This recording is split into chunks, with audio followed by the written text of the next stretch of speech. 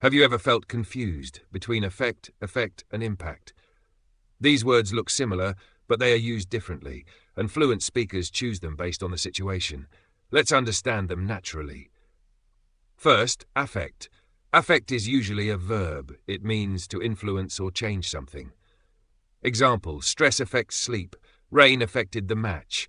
Something is influencing something else. Now, effect. Effect is usually a noun. It means the result or consequence. Example, the medicine had a positive effect. One effect of stress is headache. So remember, affect is the action, effect is the result. Impact means a strong or important effect. Example, the pandemic had a huge impact on businesses. His speech impacted many people. This word sounds stronger, more serious, more important. Now understand the difference clearly.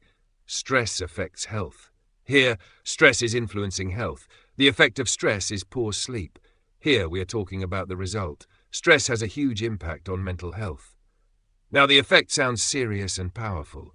Now let's learn which word fits which situation. If the situation is simple, normal cause and result, use cause, lead to, result in. Example, traffic caused delays. Poor planning led to confusion. These are very common in daily English. Now, if the effect is strong, serious or large scale, use impact. Example, inflation impacted small businesses. Social media has a major impact on society. Now, if something slowly changes opinions, behavior or decisions, use influence. Example, friends influence our decisions. Advertising influences customers. This sounds gradual, not sudden. Now, if experiences shape personality, future or mindset, use shape. Example, childhood shapes personality. Hardships shaped his thinking.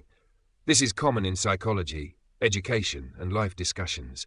Now, if something changes completely, use transform. Example, education transformed his life. Technology transformed communication. This is a big change, not a small one. Now, if the change is small, controlled, or technical, use modify, adjust, alter. Example, we modified the design. The schedule was adjusted. Very common in office English. Now let's talk about emotions. If something emotionally affects you, use affect, touch, move. Example, his words affected me deeply. The story touched my heart. Her speech moved the audience. Now, if the result is negative, use consequence, harm, damage. Example, smoking has serious consequences. Stress harms mental health. And if the result is positive, use improve, enhance, benefit. Example, exercise improves health. This feature benefits users. Now listen carefully. In daily conversation, people often use simpler words. Instead of, this negatively impacted productivity, many people simply say, this affected productivity. Instead of, this transformed my perspective, people may say, this completely changed how I think. Simple English is often more natural. Now here is the quick rule. For normal influence, use affect. For the final result, use effect. For strong influence, use impact. For gradual influence, use influence. For personality or long-term development, use shape. For complete change, use transform. For small changes, use modify or adjust. And for daily communication, don't always choose the hardest word.